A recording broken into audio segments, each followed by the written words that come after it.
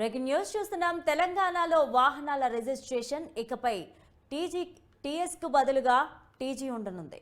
మంగళవారం gazette notification జారీ చేసింది కేంద్ర రహదారి రవాణా శాఖ. మోటార్ వాహనాల చట్టం 1988లోని సెక్షన్ 41 అండర్ 6 కింద 1989 జూన్ 12న అప్పటి గెజిట్లో మార్పులు చేసింది. రాష్ట్రంలో ఇకపై టీజీ మార్కుతో కొత్త వాహనాల రిజిస్ట్రేషన్ జరగబోతోంది. దీనికి సంబంధించి మరింత సమాచారం మా ప్రతినిధి భవిత అందిస్తారు. భవిత, చెప్పండి. లావణ్య, ఏదైతే వాహనాల రిజిస్ట్రేషన్ కి సంబంధించి ప్రస్తుతం చలామణి అవుతున్న టీఎస్ కి బదులు టీజీని అందుబాటులోకి తేవాలని చెప్పేసి తెలంగాణ ప్రభుత్వం కేబినెట్ భేటీలో నిర్ణయం తీసుకుంది. ఇందు మేరకు అనుకూలంగా ప్రతిపాదనకు సంబంధించి కూడా కేంద్ర ప్రభుత్వానికి ఆమోదం కోసం పంపింది. అయితే తాజాగా నిన్న రాత్రి కేంద్ర ప్రభుత్వం ఆమోదించినట్టుగా కూడా ఒక చూపిస్తూ ఒక గెజిట్ ని కూడా విడుదల చేసింది. అయితే తాజాగా ఇప్పటి నుంచి కొనుగోలు